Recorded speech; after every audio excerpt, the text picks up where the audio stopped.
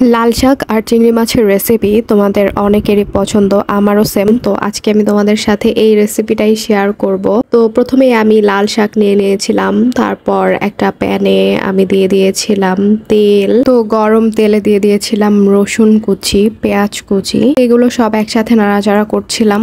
এরপর আমি দিয়ে দিয়েছিলাম কাঁচামরিচ আর সেই সাথে বেশ কিছু ছোট চিংড়ি। তো ছোট চিংড়িগুলো দেওয়ার পাশাপাশি আমি হলুদ গুঁড়ো, তারপর লবণ, এই সবগুলো দিয়ে আমি আবারও নাড়াচাড়া করছিলাম।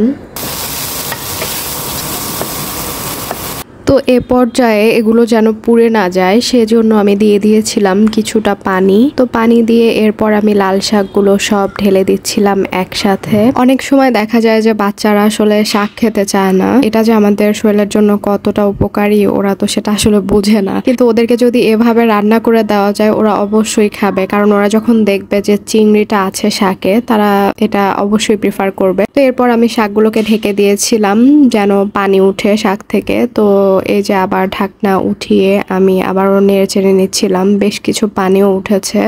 লাল শাক আসলে দেখা যায় আমরা 12 মাসই পেয়ে থাকি, তাই 12 মাসই আসলে আমরা এটা খেতে পারি। কিন্তু শীতকালে এমন এমন কিছু শাকসবজি পাওয়া যায় যেটা আসলে 12 মাস পাওয়া যায় না, সেজন্য শীতকালে দেখা যায় যে শাকসবজিটাও বেশি খাওয়া পড়ে, যেমন পাতাকপি, ফুলকপি। আর ফুলকপি, পাতাকপি এগুলো তো আমার অনেক বেশি পছন্দ। এই সব রেসিপিও তোমাদের সাথে পরে শেয়ার করব। যাই হোক, তো আমার শাকটি এখন হয়ে গিয়েছে, এখন কিন্তু আমি উঠিয়ে নিচ্ছিলাম।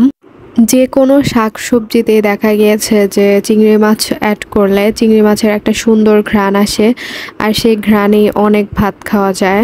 তো এই যে আমার শাকটি কিন্তু হয়ে গিয়েছে, আর এই যে দেখো উপরে চিংড়ি দেখা যাচ্ছে।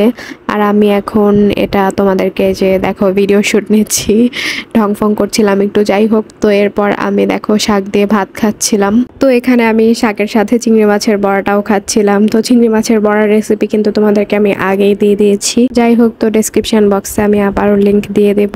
তো ভালো থেকো, সুস্থ থেকো, দেখা হবে আবার পরের ভিডিওতে। আল্লাহ হাফেজ।